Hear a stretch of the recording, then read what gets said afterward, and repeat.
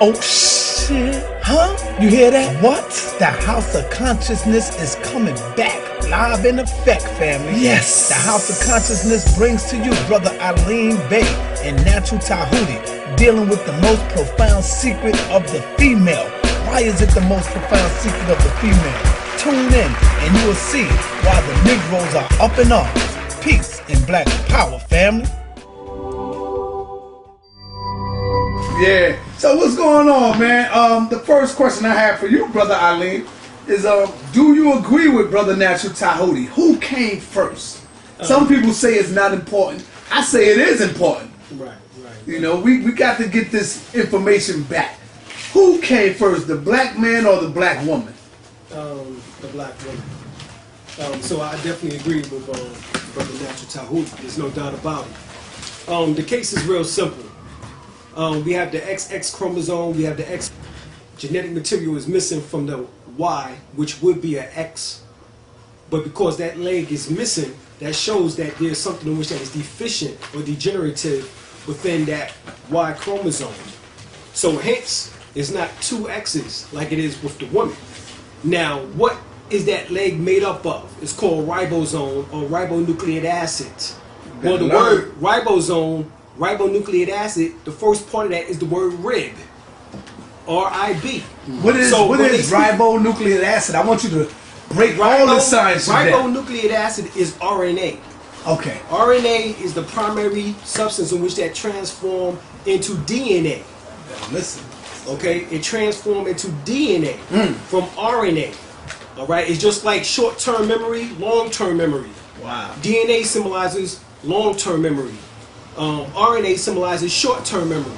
So the experiences which that you go through, the RNA takes in those messages and those communications, and then it's transferred to your ancestral data bank, which is your DNA. Okay? So that particular leg becomes non-coded amino acids. That's what it also is made up of.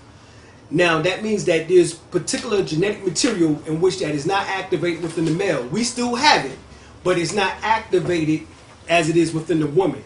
It's dormant. All right. Now, what scientists are now finding out is that we can still tap into the non-coded DNA, and that there is some type of activity, but it's not to the extent of the XX chromosome, which is within the woman, in which that gives her the ability in order to have children, her uterus being able to grow larger as the child develops within her womb, as well as also her cervix area being able to open wide enough in order to allow the child to come out. You know what I'm saying? Our womb is our prostate gland.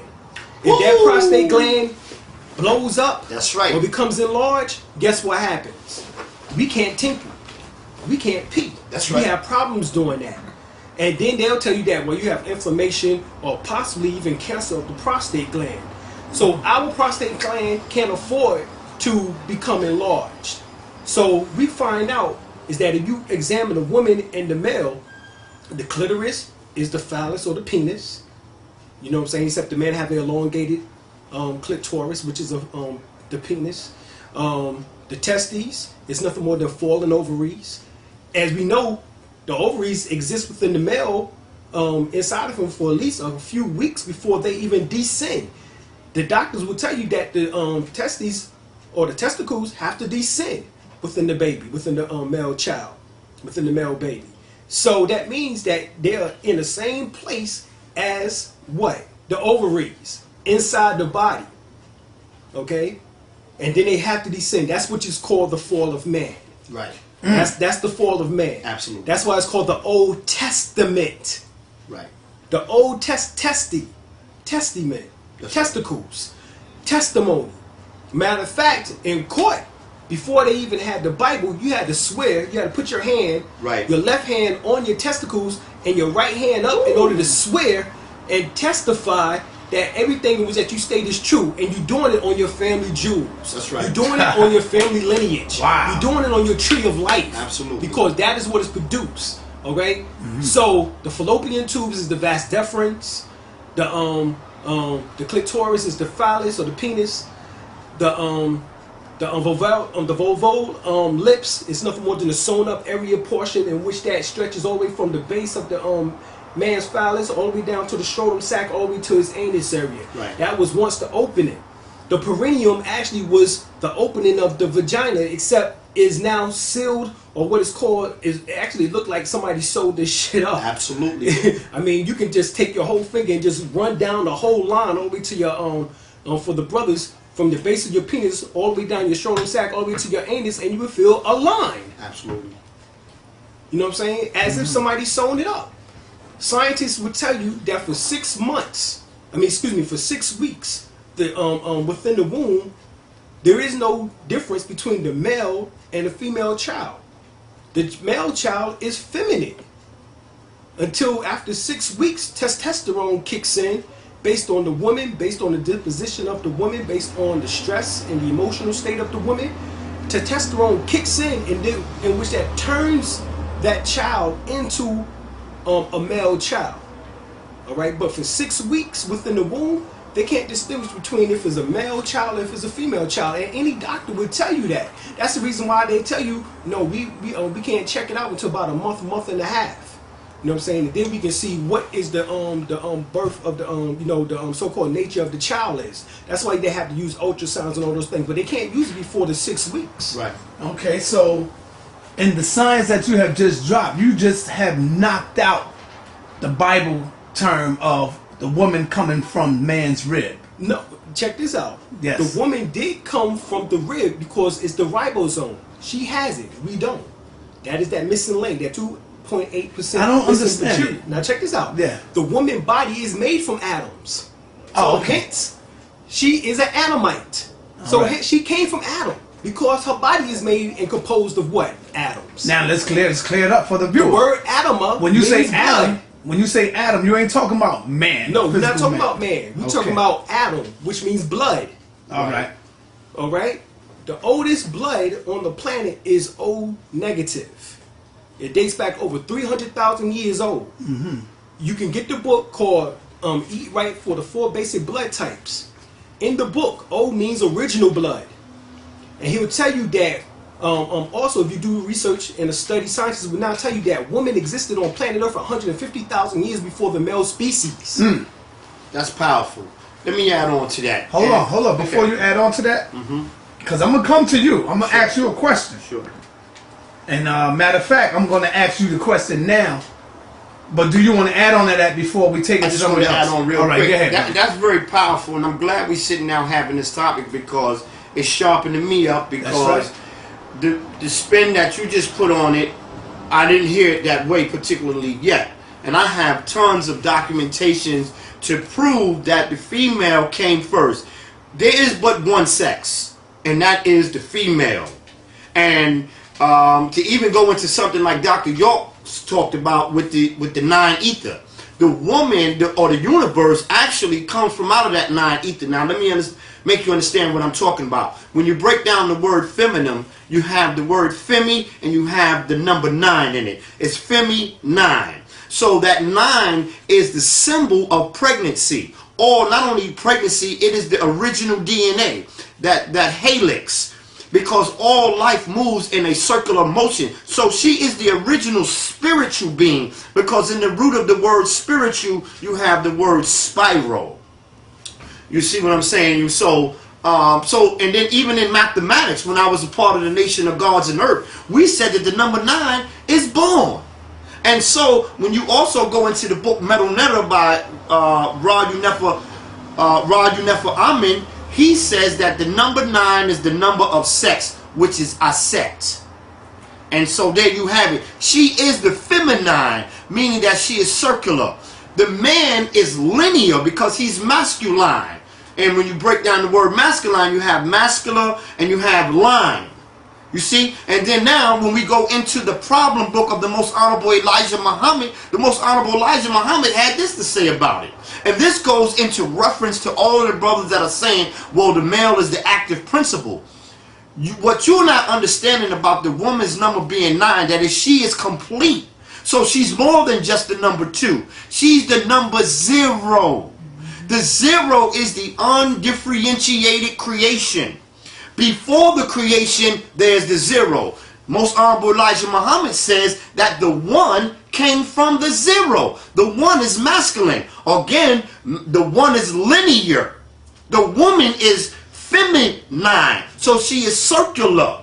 So the zero is the hidden portion of Amen. You understand? That's why Het Haru is called the eye of Amen, or the eye of Ra. You understand what I'm saying?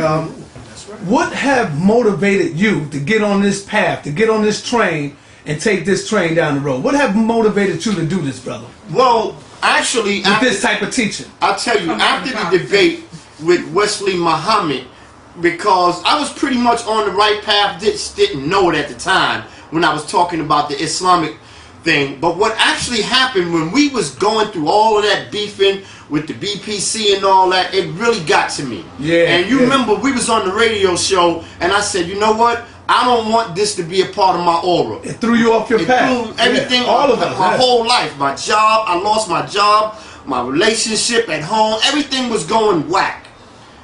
I backed up and I got back into the laboratory.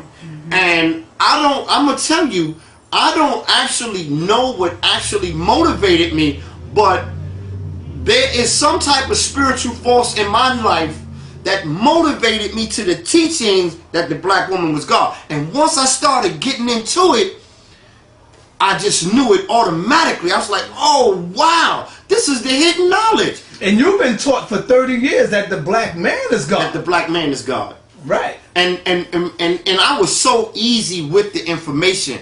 It didn't go to my ego as far as me being a man, you know what I'm saying, to say that the woman is God. It didn't go there. So I'm just so very easy with the information. And so I have to really say that, you know, the ancestors is leading me down a particular path. And I'm just really happy to be a representative of the Great Mother. And since I've been on this path of bringing the information of the Great Mother, you know, like the scriptures say, you're going to be tried. That's right. You're going to be prosecuted and persecuted. That's right. But I'm going to stand strong because I am 1001% sure that the only God is the Great Mother. The man can only be a God unless he goes back through the womb and be born again. Woo, what do I mean by that? Yes, break it down. When the brother was in the lecture and he was dealing with the sacred sex, the only way to rise that kundalini upon the spine is through the sex of the woman. She is the fan that fans the fire, Mother Devi. You understand what I'm saying? Without the sublimation of the woman's force, that kundalini will not rise up that spinal column. The only thing that can take place through meditation is sublimations of the energy. Even through pranayama, only sublimations of the energy rises, which is like mist.